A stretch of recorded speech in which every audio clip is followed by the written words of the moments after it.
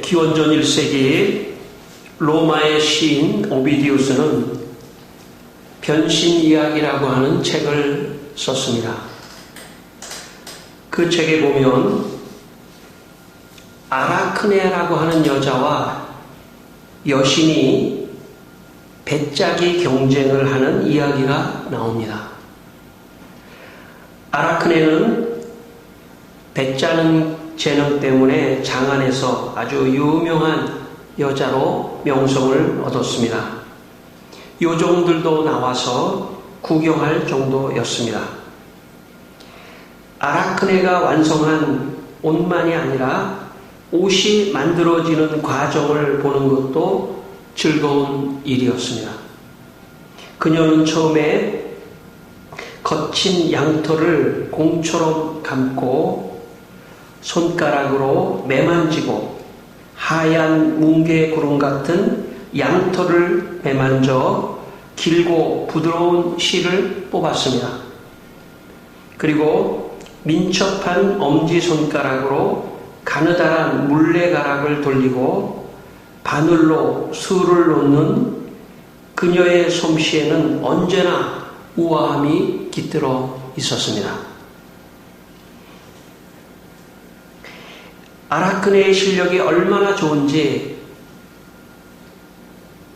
배짜는 여신과 결투를 하게 됩니다.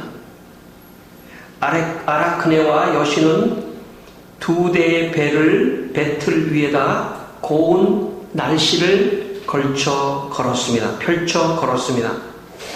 여신은 하늘의 12신들의 행적을 아주 미화해서 멋지게 천에 수를 놓았습니다.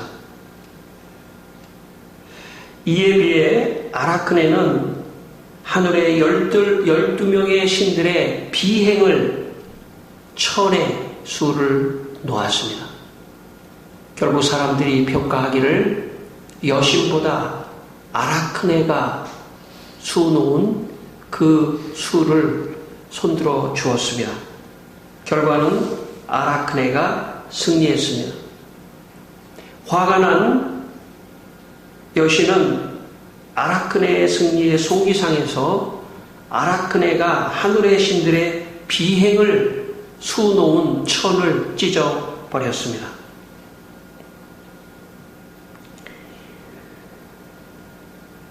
신이 아라크네보다 위에 있었기 때문에 아라크네가 수놓은 모든 옷감을 다 찢어버렸습니다. 오비디우스는 아라크네의 이야기를 통해 인간의 재능이 뛰어날 수 있다고 하는 것을 그 시대에 전했습니다. 이것은 그 시대의 문화에서는 파격적인 그런 이야기입니다.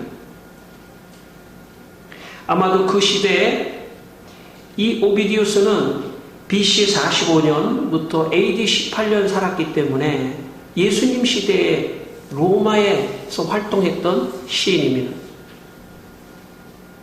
아마도 그 옛날 로마에 있었던 혹은 로마의 지배를 받았던 수많은 지역에서 이 아라크네의 이야기를 다 귀로 말로 전해 들었을지도 모릅니다. 그 옛날 아라크네의 이야기를 읽었던 사람들은 각자 자기의 재능을 생각해 보았을 것입니다. 모든 사람이 다 수를 놓는 그런 것은 아니기 때문입니다. 그리고 자기의 재능을 잘 활용하여 뛰어난 업적을 남기려고 부지런히 노력했을지도 모릅니다. 하나님께서는 인간을 창조하시고 모두에게 재능을 주셨습니다. 사실 진정한 교육은 어려서부터 자기의 재능이 무엇인지를 발견하게 하는 것이 진정한 교육이고, 그리고 그 재능을 발견한 후에 일생을 자기의 재능을 더 활용해서 행복하게 또 보람을 느끼며 살 수 있는 것이 진정한 교육이라고 말할 수 있습니다. 교회는, 성경은, 하나님은 바로 인간이 스스로 나는 어떤 재능을 가지고 태어났는지를 말씀을 통하여 발견하게 하는 곳입니다. 저는 여러분의 삶에 하나님께서 내 재능이 무엇인지를 발견하는 그런 은혜가 있기를 바랍니다. 이 시간도 하나님께서 여러분에게 생각나게 하시고 또 자기가 잘하는 것을 우연이라도 발견할 수 있는 그런 은혜가 있기를 바랍니다. 출애굽기 38장 23절에 이런 말씀이 있습니다. 오홀리압은 재능이 있어서 조각하며 또 청색, 자색, 홍색 실과 가는 배실로 수놓은 자더라. 오홀리압은 조각하는 재능, 수놓는 재능이 있었습니다. 열왕기상 7장 14절에 히람은 모든 놋일의 지혜와 총명과 재능을 구비한 자이더라. 솔로몬 왕에게 와서 그 모든 공사를 하니라. 그러니까 히람이라고 하는 사람은 놋, 쇠 이런 거를 만지는 사람입니다. 오늘날로 말한다면 제철이나 무슨 그런 것까지는 아니지만은 어쨌든 이 쇠를 가지고 일을 하는 그런 대장장이 이런 사람도 그럴 수도 있습니다. 이 두 사람만이 아니라 하나님은 우리 각자에게 자기가 할 수 있는 재능을 주셨습니다. 그 재능을 발견하고 재능을 잘 활용하는 사람이 업적과 열매를 남기게 되고 인생의 보람을 느끼고 행복하게 살 수 있는 것입니다. 우리는 어려서부터 적어도 우리 시대에 같이 이렇게 공부하는 사람들은 유치원부터 시작해서 초등학교, 중학교, 고등학교를 가면서 모두가 다 공부를 잘해야 된다고 생각하는 그런 문화권 속에 살았습니다. 성경과 비교한다면 좋은 교육의 시스템은 아닙니다. 왜냐하면 모든 사람이 암기력이 좋은 재능이 있는 것은 아니기 때문입니다. 사실 공부를 잘한다고 하는 것은 암기, 그 시대의 그 암기, 그것을 가지고 평가하는 것일 뿐, 그 외에 다른 재능에 대해서는 덜 열려 있습니다. 있습니다. 어쩌면 요즘 시대는 조금 더 달라질 수 있는 시대가 되고 있는지도 모르겠습니다. 제가 어렸을 때만 해도 모든 것을 암기해서 공부를 잘하는 것이 하나의 기준이고 그 사람의 인격이고 그 사람의 능력이고 그 사람을 평가하는 기준이었습니다. 사실 그것은 세상적인 기준입니다. 성경적인 기준은 그런 것이 아닙니다. 성경적인 기준은 어렸을 때부터 자기의 재능을 발견하는 것입니다. 여러분의 자녀들과 여러분의 모든 후손들과 여러분의 주위에 있는 모든 사람들의 삶 속에 이런 것들을 재능을 잘 활용할 수 있는 그런 문을 열어주게 되기를 바랍니다. 부모로서 자식들에게 강요하지 않게 되기를 바랍니다. 저도 두 아이를 키우는 과정에서 최대한 모르겠습니다. 이거는 저의 입장이기 때문에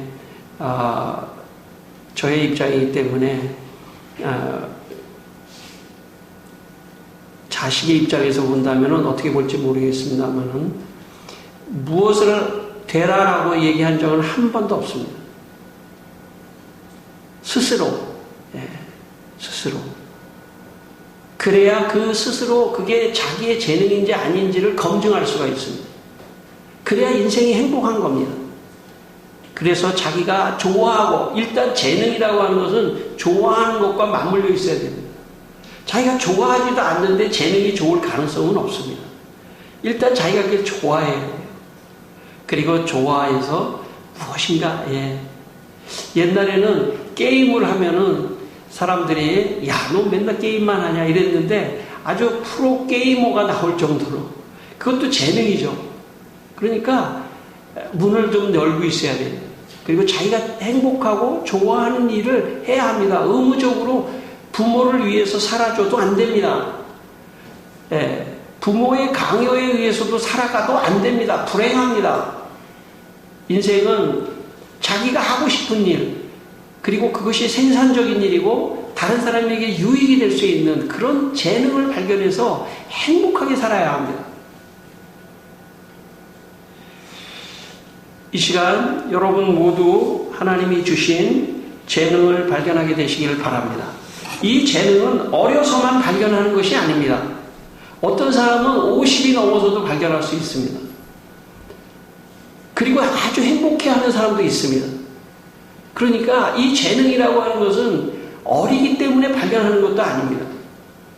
인생을 살아가면서 마음문이 열리고 내 인생을 이렇게, 여러분 무슨 밥만 먹고 계속 잠만 자고 일어나서 밥만 먹고 잠만 자고 일어나서 그 다음에 이제 죽을 시간입니다. 그래서 죽는 그런 인생이 아닙니다. 하나님이 주신 이 인생의 시간은 즐기면서 내가 하고 싶은 거, 내가 막 좋아하는 거, 이런 재능을 발견하고 행복하게 사는 것이 하나님이 우리에게 원하시는 것입니다. 오늘 이 시간 여러분에게 재능을 발견할 수 있는 그런 은혜를 하나님이 주시기를 축원합니다. 오늘 15절 말씀을 한번 읽겠습니다. 다시 한번 15절 말씀입니다. 자, 같이 한번 읽겠습니다. 각각 그 재능대로 한 사람에게는 금 5달란트를, 한 사람에게는 2달란트를, 한 사람에게는 1달란트를 주고 떠났더니. 오늘 말씀은 예수님께서 달란트 비유를 하시는 말씀인데, 어떤 주인이 타국에 가면서 종 3명을 불렀습니다. 근데 이 주인이 볼 때 이 종 3명에게 달란트를 나눠줬습니다. 자본금을 나눠준 것이죠. 이 3명을 볼 때 장사를 할 만큼의 능력이 있다, 재능이 있다고 판단한 것입니다. 그래서 이 3사람에게 어떤 사람에게는 5달란트를, 어떤 사람에게 2달란트를, 어떤 사람에게는 1달란트를 나눠 주었습니다. 그리고 종들은 각자 재능을 활용하여 주인이 준 달란트를 가지고 장사를 시작했습니다. 제가 신학대학교에 들어갔을 때 모든 친구들이 다 목사를 하기 위해 왔는 줄 알았습니다. 그런데 시간이 지나면서 신학대학에 온 것이 자기 의지로 온 것이 아니고 부모님이 목사가 되는 것이 좋다고 해서 온 친구도 있었습니다. 신학을 공부하는 것이 멋져 보여서 온 친구도 있었습니다. 물론 목사가 되기 위해서 온 친구도 있었습니다. 심지어는 갈 데가 없어서 온 친구도 있었습니다. 결국 시간이 지나면서 목사의 사명이나 재능이 없는 친구들은 하나 둘씩 떨어져 나갔습니다. 그런데 이상하죠? 일반 대학교를 다닌 혹은 대학을 안 다니든 일반적인 사람들은 아무 일이나 자기가 재능이 되면 막 하는데, 이 신학대학에 온 사람들은 괜히 신학을 공부했다는 우쭐하는 마음에 사회에 적응을 잘 못합니다. 조금 낮은 일을 못합니다.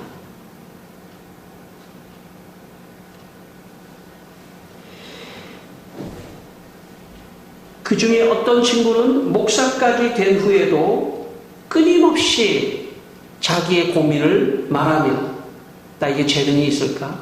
내게 사명인가? 내가 목사를 할 수 있을까? 그런 친구는 목사 안수를 받은 후에도 뒤로 물러나 목사를 쉬고 있습니다. 사실 신학대학을 마치고 신학대학원에서 마치고 목사가 된 후에도 세월이 5년, 10년, 20년 지났을 때 그 일을 포기하는 사람도 있습니다. 여러 가지 있겠지만 사실은 먹고 사는 문제가 어려워서 포기하는 경우도 있습니다. 그런데 진짜 그게 자기의 사명이고 진짜 자기의 재능이라고 하면 어떻게 해서라도 살아남으면,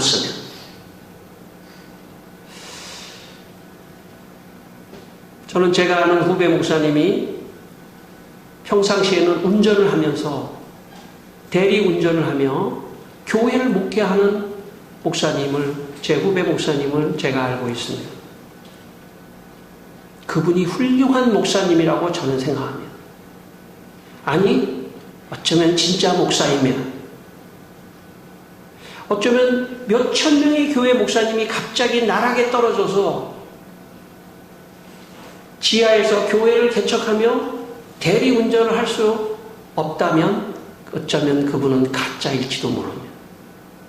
그런 환경이 자기로 하여금 그 일을 하게 하는지도 모릅니다. 재능이 없는지도 모릅니다.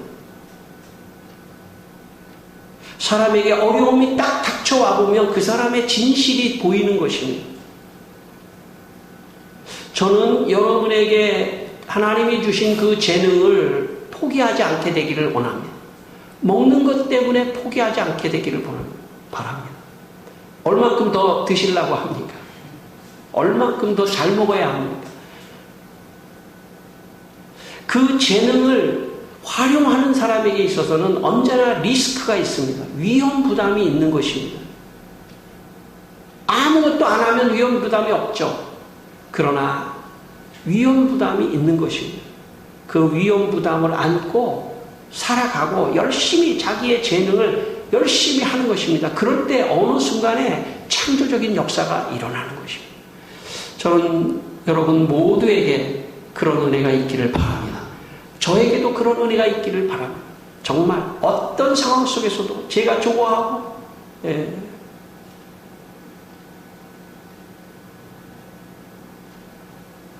이거는 제가 없기 때문에 우리 가족 얘기 또 하나 하면, 우리 큰아이가 어느 교회 전도사를 하고 있습니다. 그런데 설교 준비를 너무 열심히 하는 거예요. 밤을 꼬박 새면서 설교 준비하고 가고. 그래서 제가 부끄러워가지고 경쟁을 하고 있습니다. 지금 배짜기, 배틀짜기 경쟁을 하고 있습니다. 그 정도는 해야죠. 제가 우리 큰아들 칭찬을 해서 오늘 죄송합니다. 자기가 좋아하는 일을 미치도록, 그게 행복입니다. 그게 보람입니다. 그걸 발견해야 합니다. 억지로가 아니고 그걸 발견해야 합니다. 그리고 그걸 활용해야 합니다. 하나님께서는 우리 각자에게 아주 그런 일들을 주셨다는 것을 먼저 믿어야 합니다. 나는 아무것도 할 수 없는 건가? 아닙니다.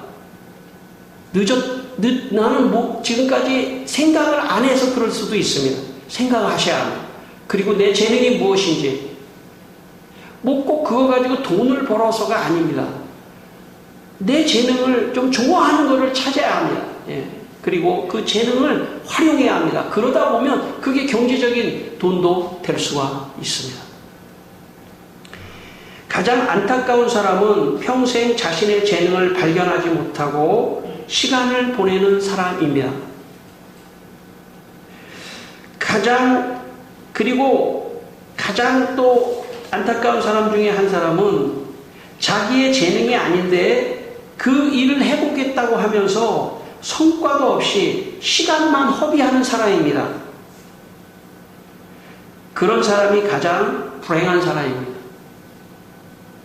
누가 나에게 시켜서 혹은 다른 사람의 눈 때문에 내가 하고 싶지도 않은 거, 성과도 나지 않습니다. 그런데 그것을 해보려고 하는 그런 사람은 어리석은 사람입니다. 놔야 합니다. 그리고 내가 정말 잘할 수 있고 행복할 수 있고 좋을 수 있고 정말 내가 재능이 있을 수 있는 그런 일들을 찾아야 합니다. 하나님께 기도해야 합니다. 그리고 그런 일들이 발견되면 열심히 살아가야 합니다. 그러나 경고합니다. 경고가 아니라 여러분에게 말합니다. 너무 열심히 해서 죽으면 안 됩니다. 예. 죽으면 안 됩니다. 너무 열심히 해서 죽는 사람도 있습니다. 그게 너무나 자기한테 좋아가지고 열심히 막 밤을 새고 그냥 이러다가 건강에 무리가 될 수 있습니다. 그분은 좀 자제해 주시기를 바랍니다. 우리 교인들 중에 그런 분이 계실 가능성도 있습니다. 너무 열심히. 그것도 절제하면서. 너무 열심히 하다 보니까 주일 예배도 그냥 다 지나가 버리고 그러지도 마십시오. 다 열심히 여러분 살게 되시기를 바랍니다. 오늘 16절, 17절, 21절 이 세 절 한번 다시 한번 읽겠습니다. 16절입니다. 5달란트 받은 자는 바로 가서 그곳으로 장사하여 또 5달란트를 남기고 2달란트 받은 자도 그같이 하여 또 2달란트를 남겼을 때 21절입니다. 그 주인이 이르되 잘하였도다 착하고 충성된 종아 내가 적은 일에 충성하였음에 내가 많은 것을 내게 맡기리니 내 주인의 즐거움에 참여할지어다 하고. 여기에 5달란트 받은 사람이 바로 가서, 이게 무엇입니까? 바로 간다는 얘기는 기다렸다는 뜻이. 바로 가서 장사를 해서 5달란트를 남기고 2달란트 받은 사람도 바로 가서 2달란트를 남겼습니다. 그랬더니 주인이 착하고 충성된 종아 내가 작은 일에 충성하였음에 내가 큰 것으로 내게 맡기겠다. 20세기 가장 뛰어난 사상가 중에 한 사람인 독일의 경제학자 막스 베버라고 하는 사람이 있습니다. 그 사람이 프로테스탄티즘 윤리와 자본주의 정신이라는 유명한 책을 썼습니다. 그는 그 책에서 이런 말을 했습니다. 시간은 곧 돈이라는 사실을 기억하라. 하루 노동으로 10실링을 벌 수 있는 사람이 외출하거나 집에서 빈둥거리거나 하면서 한나절을 보냈다고 가정해보자. 이때 그가 오락이나 게으름을 위해 쓴 돈이 겨우 6펜스라 해도 그것만 가지고 손득을 계산해서는 안 된다. 실제로 그는 6펜스 이외에도 5실링 화폐를 지불한 것이다. 아니 차라리 버렸다고 할 수 있다. 막스 베버는 프로테스탄트 윤리, 곧 기독교 윤리는 근면하고 부지런한 윤리이기 때문에 게으르지 말고 시간을 낭비하지 말고 부지런하게 살아야 한다고 말했습니다. 여기 5달란트, 2달란트 받은 사람이 그 달란트를 받자마자 바로 가서라고 하는 얘기는 1분 1초라도 아껴야겠다 하는 생각을 한 것입니다. 1분 1초라도 아껴야 된다. 왜? 1분이 곧 돈이다. 이렇게 생각한 것입니다. 부지런하게 게으르지 말고 열심히 살아야 한다고 프로테스탄트 윤리, 다시 말하면 기독교 윤리는 말하고 있다고 이 학자는 말했습니다. 맞습니다. 기독교 윤리는 게으르면 안 됩니다. 부지런해야 합니다. 자기의 재능을 가지고 부지런히 살아가야 합니다. 오늘 18절 말씀을 읽겠습니다. 18절 말씀 한번 다시 읽겠습니다. 한 달란트 받은 자는 가서 하고 그 주인의 돈을 감추어 두었더니. 여기 마지막 한 달란트 받은 사람은 그 달란트를 땅을 파고 거기에다가 달란트를 감추어 두었습니다. 한 달란트 받은 사람은 자기의 재능을 활용하지 않고 그 달란트 재능을 묻어뒀다는 그런 의미입니다. 4세기 이집트 사막의 교부 에바그리우스는 수도사들 가운데 게으른 사람의 특징을 이렇게 묘사했습니다. 이 수도사들의 재능은 뭐냐면 기도하는 것이 이분들의 주 임무고 사명이고 재능인데 게으른 사람은 이렇게 한다는 것입니다. 기도하는 방에서 시선이 자꾸 창밖으로 향하며 누군가 오고 있는지 보려고 두리번거린다. 그리고 손노동을 하는 것에 대한 혐오가 일어난다. 노동하고 싶지 않다는 거죠. 머릿속에는 인생은 길고 영적 훈련은 수고스럽다는 생각을 한다. 이런 사람들이 게으른 사람들의 특징이라고 에바그리오스는 말했습니다. 에바그리오스는 게으른 수도사는 기도에 전념하지도 않고 그렇다고 노동도 하기 싫어하고 그렇다고 해서 영적 훈련을 하기도 싫어하고 아무것도 하고 싶지 않은 것입니다. 그냥 놀고만 싶은 것입니다. 그냥 두리번거리며 세상에 살아가면서 어떤 사람은 이것도 저것도 아무것도 하기 싫어하는 사람이 있습니다. 그 사람의 근본적인 문제는 게으름일 수 있습니다. 26절을 읽겠습니다. 26절입니다. 26절 그 주인이 대답하여 이르되 악하고 게으른 종아 나는 심지 않은 데서 거두고 해치지 않은 데서 모으는 줄로 내가 알았느냐. 이 주인이 물론 이 주인은 하나님을 대리하는 사람으로 나타납니다. 이 주인이 달란트를 땅에 파묻은 이 종에게 뭐라고 말했냐면 악하고 게으른 종아. 아무것도 안 하려고 하는 사람. 그동안 그 시간 동안 이 달란트 하나를 땅에 묻어두고 있었던 그 시간 동안 다른 두 사람은 열심히 장사를 하며 수고하며 일을 했는데 그 사람은 아무것도 안 하고 있었다는 것입니다. 아무것도 안 하고 있는 사람. 시간만 보내는 사람. 그 사람을 성경은 게으른 사람이라고 말하고 있습니다.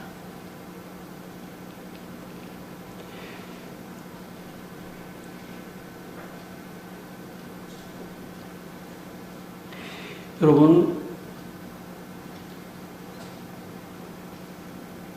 아무것도 안 하는 사람이 되지 않기를 바랍니다. 뭔가 열심히 하는 사람이 되기를 바랍니다. 제가 중학교 때 친구 중에 시험 기간에 시험 공부를 할 때 교과서에 연필로 새까맣게 줄을 치며 공부하는 친구가 있었습니다. 얼마나 연필로 책에다가 줄을 치고 있는지 거기다 동그라미도 그리고 막 줄을 열심히 치니까 그 교과서가 빵꾸가 나가지고 찢어지고 할 정도. 그리고 거기다가 막 그 연필도 진한 연필로 그렇게 막 해가지고 아예 교과서 글자 자체가 알아보지 못할 정도로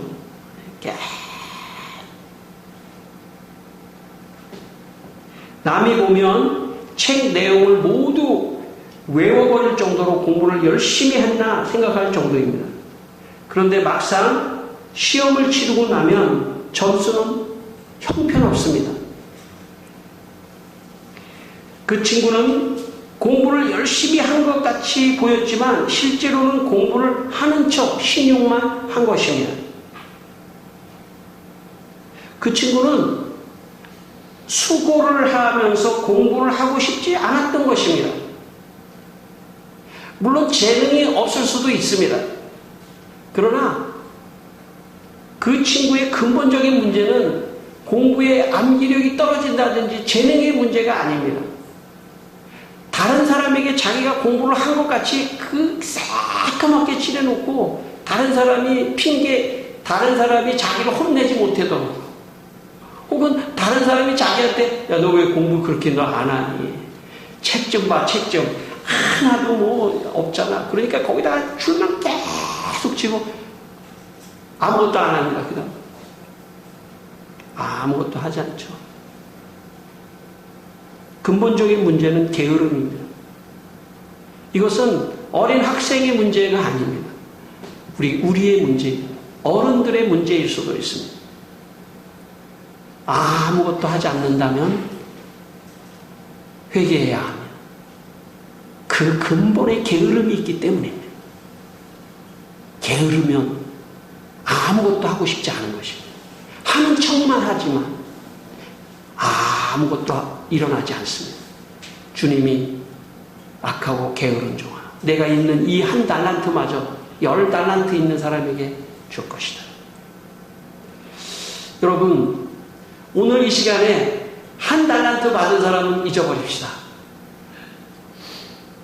15달란트 받은 사람, 2달란트 받은 사람이 자신의 재능을 가지고 열심히 살아서 착하고 충성된 종아 하는 그 말씀을 기억하십시다.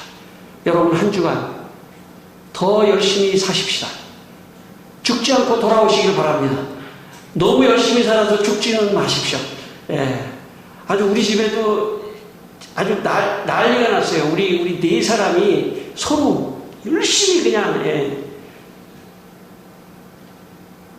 너무 열심히 해서 죽지 않기를 바랍니다.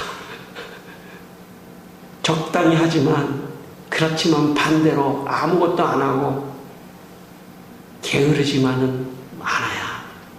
한 주간 여러분 바로 가서 열심히 장사를 하시고 여러분의 재능으로 많은 열매를 맺고 행복하고 보람된 한 주간 되시길 주의 이름으로 축원합니다. 기도하겠습니다. 아버지 하나님, 우리에게 재능을 발견하게 하여 주시옵소서.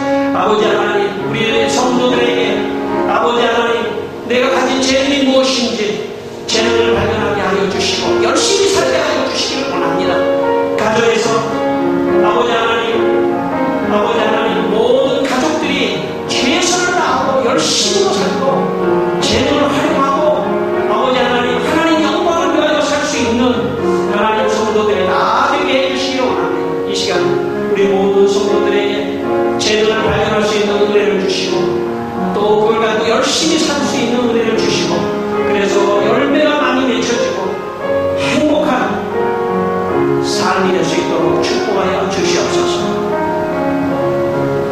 하나님 아버지, 우리 성도들이 하나님께서 우리 성도들 각자에게 주신 재능을 발견하게 하시고 부지런히 그 재능을 최대한 활용하여 인생에서 많은 열매를 맺고 보람되고 행복한 인생이 되게 하여 주시옵소서. 예수님의 이름으로 기도드리옵나이다.